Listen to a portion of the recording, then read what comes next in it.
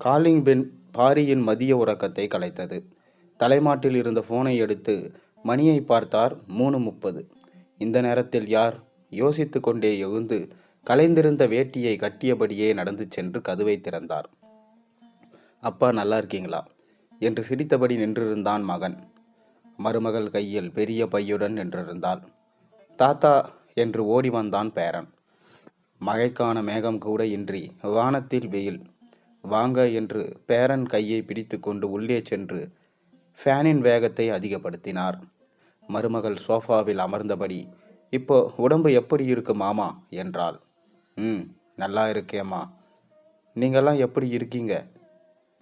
பக்கத்தில் கட்டிலில் வந்து அமர்ந்த மகனை பார்த்தார். பகல் கனவோ என்றது மனக்குரல். நல்லா இருக்கோம். அதே பிஸி. 2 பேருக்கும் இன்னும் நைட் ஷிஃப்ட் தான். பகலெல்லாம் தூக்கத்திலே போயிடுது.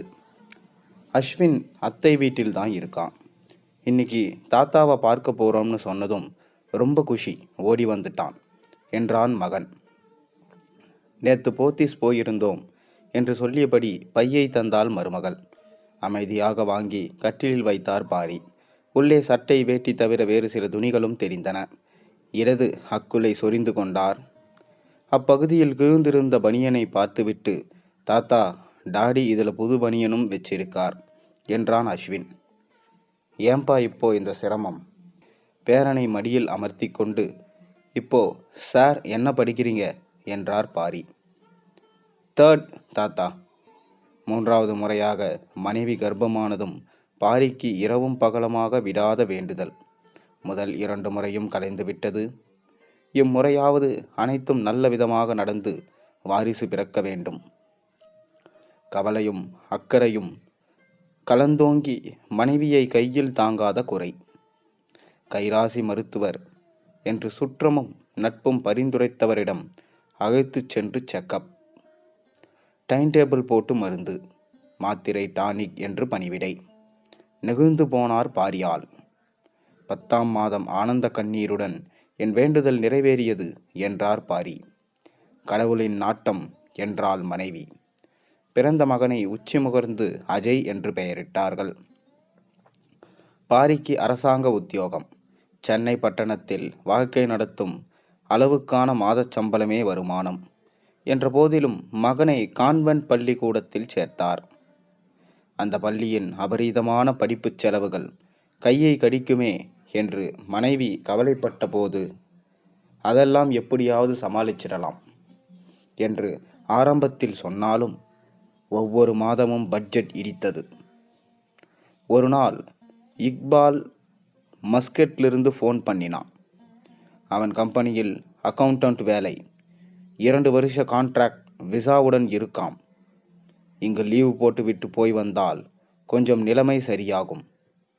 என்ன சொல்ற என்று மனைவியிடம் ஆலோசித்தார். நல்லது என்று முடிவானது. மஸ்கட் வருமானம் நொடிக்கவிருந்த குடும்ப பொருளாதாரத்தை சீராக்கியது. பிள்ளையின் படிப்பு தடையின்றி தொடர உதவியது. அங்கு அவர்களுக்கு பாரியை பிடித்து போய் பணியை தொடருங்களேன் என்றார்கள். கணக்கிட்டு பார்த்தார். கை நிறைய கிடைக்கும் அந்நிய நாட்டு வருமானத்தை இயக்கவும் மனமில்லை. அதற்கு மேல் நீண்ட விடுப்புக்கு வாய்ப்பு தராத அரசாங்க பணியை உதறவும் துணிவில்லை. காலத்துக்கும் பென்ஷன் வருமேங்க என்று கவலைப்பட்டார் மனைவி. ஆனால் மனைவி சொல்மிக்க மந்திரமாய் மனமெல்லாம் புத்திரபாசம். அவன் படித்து ஆளாகிவிட்டால் போதாது, பிறகு காலத்துக்கும் என்ன கவலை? மீண்டும் மஸ்கட்டுக்கு விமானம் ஏறிவிட்டார். ஆண்டுக்கு 1 மாதம் விடுமுறை, தாராளமாய் பணப்புழக்கம் என்று ஆண்டுகள் இனிமையாக ஓடின. சேமித்த பணத்தில் சென்னையில் 3 பெட்ரூம் ஃப்ளாட் வாங்கினார். புறநகரில் 2 கிரவுண்ட் நிலம் சகாய விலையில் கிடைத்ததை ஓய்வு காலத்தில் பெரிய வீடு கட்டி வாழ வசதிப்படும் என்று வாங்கி போட்டார். கம்ப்யூட்டர் சயின்ஸில் மகன் மாஸ்டர்ஸ் முடித்து வேலைக்கும் சேர்ந்தாக்கி விட்டாது போது, போதும் முடிச்சுட்டு வந்துடுங்க, இங்கே எனக்கும் முடியாமல் இருக்கு என்று சொல்லிவிட்டார் மனைவி. முடித்து கொண்டு ஒன்வேயில் சென்னை திரும்பி ஓராண்டுதான் ஆயிருக்கும். மனைவியின் டயபெட்டிஸ் பிரச்சனை முற்றி கிட்னி பழுதாகி அதற்கு மாற்று சிகிச்சை செய்து தேற வைத்தால் தைராய்டு உபாதை அதிகமாகி ஏகப்பட்ட பணம் செலவழித்து சிகிச்சை புரிந்தும் வாய்க்காமல் கண்ணை மூடிவிட்டார் மனைவி. அப்படியே உடைந்து போனார் பாரி. மனதை தேற்றி மீள சில மாதங்கள் ஆகின. மீண்ட ஒரு நாளில், அப்பா என் அலுவலகத்தில் தான் வேலை பார்க்கிறாள். எங்களுக்கு பிடிச்சிருக்கு, கல்யாணம் பண்ணிக்கலாம்னு நினைக்கிறோம் என்று மாதவியை அழைத்து வந்து அறிமுகப்படுத்தினான் அஜய். மகனின் ஆசையில் அவர் குறுக்கிடவில்லை. முறைப்படி பேசி முடித்து திருமணம் சிறப்பாக நடைபெற்று முடிந்தது. மிச்சமிருந்த தன்னுடைய சேமிப்பிலிருந்து அனைத்தையும் எடுத்து அதற்கும் தாராளமாகவே செலவழித்தார். அப்பாவுக்கு புதுசா முடியலப்பா, உன் திருமணத்துக்கு கிஃப்டா இந்த ஃப்ளாட்டை உன் பெயரில் மாத்திட்டேன் என்று பத்திரத்தை நீட்டிய போது, அப்பா என்று அப்படியே கண்கலங்கி மனைவியுடன் அவரது காலில் விழுந்தான். கணவன் மனைவி இருவருக்கும் ஒரே அலுவலகம் என்பது மட்டுமின்றி இருவருக்கும் ஒன்றே போல் இரவு ஷிஃப்ட். காலையில் இவர் எழுந்து காப்பி போடும் நேரத்தில் வந்து நுழையும் அவர்களின் கண்களில் தூக்கம் சொக்கும். ரூமுக்குள் நுழைந்தால் மீண்டும் மாலை அவர்கள் கிளம்பும் போதுதான் ஹலோ நலமா எல்லாம். அதற்குள் இவர் தன்னுடைய தேவைகளை தானே பார்த்து கொண்டு மஸ்கட்டில் வாழ்ந்த நாள்களில் கற்றுக்கொண்ட சமையல் கை கொடுக்க ஏதேனும் சமைத்து சாப்பிட்டு விட்டு மாலையில் டிவி பார்க்கும் நேரத்தில் சாப்பிட்டீங்களாப்பா என்று கேட்டுவிட்டு சம்பிரதாயமாய் ஏதேனும் உரையாடிவிட்டு அவசரமாக சமைத்து சாப்பிட்டு விட்டு இருவரும் கிளம்பி விடுவார்கள். தனிமை துணைக்கு அமர்ந்து கொள்ளும். வெகு விரைவில் அது அவரை வாட்ட ஆரம்பித்து விட்டது. மனக்கனவுகள் விடலை காதல் போல் இனிமையானவை, வாழ்க்கையின் நிஜம் அறியாதவை என்று புரிய ஆரம்பித்த போது விரக்தி எட்டி பார்க்க ஆரம்பித்தது. உழைத்து களைத்து வயதான உடலில் சிற்சில உபாதைகளும் தோன்ற ஆரம்பித்தன. கால் மூட்டு பிரச்சனை பெரிதாகி நிரந்தரமானது. மருந்துகளும் தினசரி உணவாகின. மகன்தான் அச்செலவுகளை பார்த்து கொண்டான். மட்டுமின்றி வேறு சில சில்லறை தேவைகளும் அவனிடமே பணம் கேட்கும் நிலை ஏற்பட்ட போதுதான் அவனது கண்ணோரம் தோன்றிய சலிப்பை கவனித்து விட்டார். தனியாக வீட்டில் அடைந்து கிடந்தால் இனி அது புத்திக்கு சரிப்படாது என்று தோன்றியவுடன் வரி விளம்பரங்களின் ஆள் தேவை பகுதியும் அவரது வாசிப்புக்கு உட்பட்டது. இன்டீரியர் டிசைன் நிறுவனம் ஒன்று அனுபவம் வாய்ந்த கணக்கர் வேண்டும் என்று கேட்டிருந்தது. விலாசத்தை குறித்து கொண்டு நுங்கம்பாக்கத்தில் இருந்த அலுவலகத்திற்கு சென்று விட்டார். உள்ளே இக்பால், என் நிறுவனம்தான், மஸ்கட்டிலிருந்து வந்ததும் சும்மா இருக்க பிடிக்கல, ஏதாச்சும் செய்வோம்னு ஆரம்பித்தேன். பிக்கப் ஆகி இப்போ சிறப்பாக போகுது, உனக்கில்லாத வேலையா என்று மேனேஜரா உட்கார வைத்து விட்டார். அலுவலகம் கிளம்பி வருவது, அங்குள்ள பொறுப்புகள், வேலைகள் என்று மூழ்கி மனம் பிஸியாக ஆரம்பித்ததும் பெரும் விடுதலையை உணர்ந்தார். வெகு விரைவில் அந்த புது வாழ்க்கை பிடித்து போனது.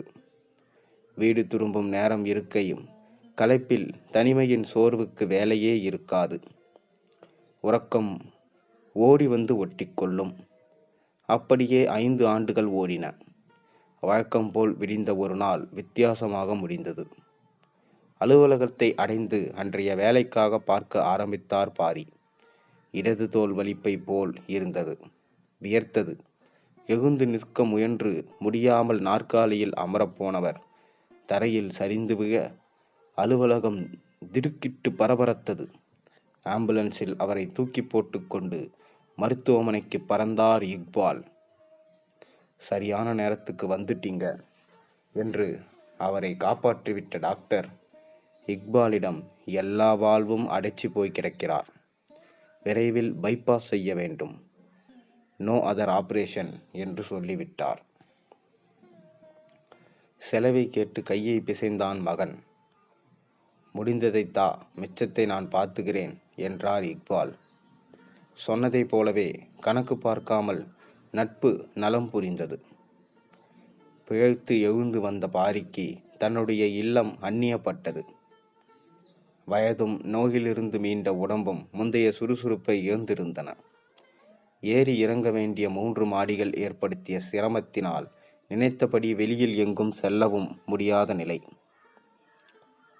கிரவுண்ட் ஃப்ளோர் வீடு வாடகைக்கு கிடைத்தால் இதை வாடகைக்கு விட்டுட்டு மாறிடலாமா என்று மகனிடம் ஒரு நாள் யோசனை கேட்டார். அஜயும் மாதவியும் அந்த யோசனையை அப்படியே நிராகரித்து விட்டார்கள். வாடகை, பட்ஜெட், வசதி இத்தியாசி காரணங்கள் அடுக்கப்பட்டு அந்த பேச்சே இனி கூடாது என்பது போல் அதற்கு முற்றுப்புள்ளி விகுந்தது. மூச்சடைத்து போனார் பாரி. நலம் விசாரிக்க வந்த இக்பாலிடம் இவ்விஷயத்தை மேலோட்டமாக பேசும்போதே பாரியின் கண்கள் கலங்கிவிட்டன. எனக்கு ஒரு யோசனை. என் மச்சானின் 2 பெட்ரூம் ஃப்ளாட் ஒன்று இருக்கு. அது கிரவுண்ட் ஃப்ளோர். அவனுக்கு ஆஸ்திரேலியாவில் பணி. சில்லறை சாமான்கள் மட்டும் போட்டு அந்த ஃப்ளாட் பூட்டி இருக்கு. அந்த சாமான்களை ஒரு ரூமில் போட்டு பூட்டிட்டு தரேன். உனக்கு ஒரு ரூம், ஹாலும் கிச்சனும் போதாது? ஐயோ, இந்த ஒண்டி கடைக்கு அது மாளிகையாச்சே. அடுத்த வாரமே ஆழ்வார்பேட்டையில் இருந்த அந்த ஃப்ளாட்டை தன் சொற்ப உடைமைகளுடன் குடிபெயர்ந்தார் பாரி. இந்த வயசுல எதுக்கு நீங்க தனியா போய் சிரமப்படணும் என்றாவது அஜய் கேட்டிருக்கலாம். அவனுக்கு அது கூட தெரியவில்லை என்றுதான் நினைத்து கொண்டார். ஆனால் சாமான்களை தூக்கி வந்து உதவினான். துடைத்து பெருக்கி சுத்தம் செய்து தந்தான். அடிக்கடி கால் பண்ணுங்கப்பா என்று விடை பெற்றான். என் ஃப்ரெண்ட் ஃபேமிலி 4 வீடு தள்ளி இருக்காங்க. சமைத்து தர சொல்லியிருக்கேன் என்று சாப்பாட்டுக்கும் ஏற்பாடு செய்து தந்தார் இக்பால். எவ்வளவுடா கேட்பாங்க? அடப்போடா என்று சிரித்தபடி சென்று விட்டார். தன் பிள்ளையை ஊட்டி வளர்த்ததற்கு உற்றார் உதவியில் அவரது சொந்த வாழ்க்கை தானே கழிய ஆரம்பித்தது. அந்த கடனை எப்படி தீர்ப்பார்? கடனா? இக்பால் அதை அப்படி நினைத்தால்தானே தான் ஏதாவது பிரதியுபகாரம் செய்யத்தான் வேண்டும் என்று மனம் மட்டும் படுத்தி எடுத்தது. பிறகு அதற்கு ஒரு வழியும் பிறந்தது. தனியாக வந்த புதிதில் வாரம் ஒரு முறை வந்து எட்டி பார்த்து விட்டு சென்ற மகனின் வரவு மாதம் ஒன்றாகி பண்டிகை, திருநாள் என்றாகி போனது. வரும்போது ஓட்டலிலிருந்து வாங்கிய விசேஷ உணவு பழங்களும் கொண்டு வருவான். கிளம்பும்போது செலவுக்கு வச்சுக்கங்கப்பா என்று 2 500 ரூபாய் நோட்டுகளை அவரது கட்டிலில் வைத்துவிட்டு செல்வான். பாரியின் மொழியில் பெருமூச்சம் வார்த்தைகளாகி இருந்தன. கடைசியாக பொங்கல் பண்டிகையின் போது வந்து சென்றவன் இன்று எப்படி திடீரென்று குடும்பத்துடன் ஏதேனும் விசேஷ நாளோ மறந்துவிட்டோமோ என்று மனதுக்குள் கேள்வி ஓடிக்கொண்டே இருந்தது. மாதவி கிச்சனுக்குள் சென்று தானே காப்பி போட்டு அனைவருக்கும் எடுத்து வந்தாள். குடித்து கொண்டே, அப்பா, நாங்கள் இருவரும் பேங்கில் லோனுக்கு அப்ளை செய்ய பிளான் பண்ணியிருக்கிறோம். தனி வீடா இருந்தா உங்களுக்கும் கிரவுண்ட் ஃப்ளோர் ஈஸியா இருக்கும். எத்தனை நாள்தான் 3ஆம் மாடி ஃப்ளாட்டில் நெருக்கடியில் கிடப்பது? குடித்து முகர்த்த கப்பை அருகில் இருந்த ஸ்டூலில் வைத்துவிட்டு என்றார். அதான் நம்ம மனை இருக்குல்ல, அதில் கட்டலாம்னு இருக்கோம். இப்போ அந்த ஏரியா நல்ல டெவலப் ஆகி பிஸியாகவும் ஆகிவிட்டது. நல்ல ஸ்கூலும் அங்கே வந்துருச்சு. எங்களுக்கும் அங்கிருந்து கம்பெனி பஸ் இருக்குது. இப்போ சென்னைக்குள்ள டிராஃபிக்கும் நெரிசலும் படு கேவலமாயிடுச்சு என்று பேசிக்கொண்டே இருந்தவனிடம் அந்த மனையை நான் கொடுத்துட்டேனே என்றார். காஃபி கோப்பைகளை அலம்பிய கிச்சன் குழாய் தண்ணீர் சட்டென்று நின்று அமைதியானது. திகைத்த அஜய், எப்போ? என்னிடம் சொல்லவே இல்லை.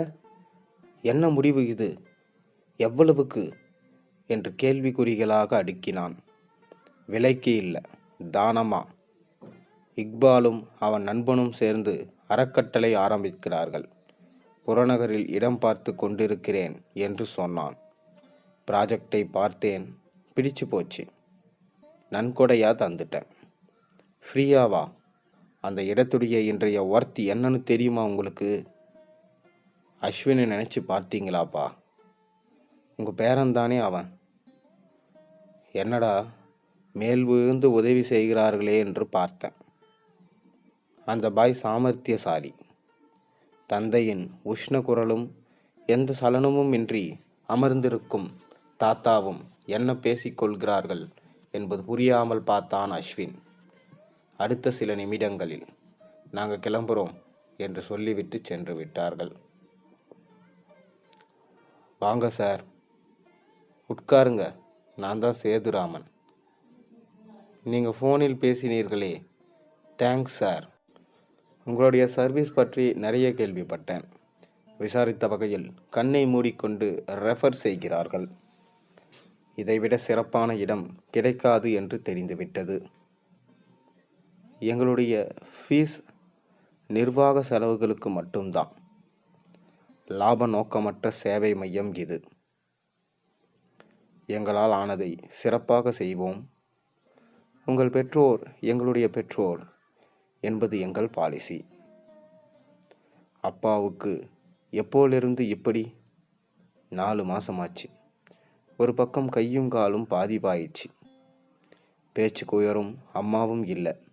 நாங்கள் 2 பேரும் வேலைக்கு ஓடவே நேரம் சரியாக இருக்கு. இவரை எப்படி சார் நாங்கள் சரியாக கவனிச்சுக்க முடியும்? டாய்லெட் பாத்ரூமுக்கு கூட உதவி இல்லாமல் அப்பாவுக்கு முடியல. மனசெல்லாம் கவலையாகவே இருந்துச்சு. அப்போதான் இந்த ஹோம் பற்றி கேள்விப்பட்டோம். Don't worry, we are here. நீங்கள் எப்போ வேணும்னாலும் வந்து பார்த்துட்டு போகலாம். உங்கள் பேப்பர்ஸ் ரெடியாக இருக்குது, கொண்டு வரேன். பிறகு ரூமை பார்க்கலாம். நாற்காலியில் சாய்ந்து அமர்ந்தவன் சுவரில் சிரித்த அன்னை தெரசாவுக்கு பக்கத்தில் இருந்த படத்தை பார்த்து அதிர்ந்து திடுக்கிட்டு, சேதுராமன் சார், இது இவர் என்றான். வள்ளல் சார், பெயர் பாரி.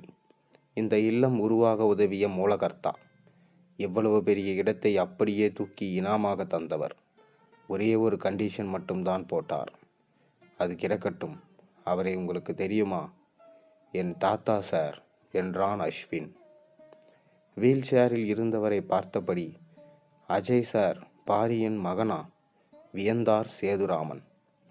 உதவியாளர் உள்ளே வந்து நீட்டிய உடன்படிக்கையை காகிதங்களை வாங்கி ஓரமாக வைத்துவிட்டு, மிஸ்டர் அஸ்வின், உங்கள் தாத்தா இடத்தை டொனேட் பண்ணும்போது போட்ட கண்டிஷன் ஒன்றே ஒன்றுதான். என் சந்ததியினருக்கு மட்டும் இங்கு முற்றிலும் இலவச சேவை செய்யப்பட வேண்டும். அவருடைய மகன் இனி இங்கு எங்கள் மகன். இது அவருடைய அப்பா வீடு சார். அப்பா என்று குயறிய அஜயின் முகத்தில் தாரை தாரையாக கண்ணீர். வீல் சேரே குறுங்கியது.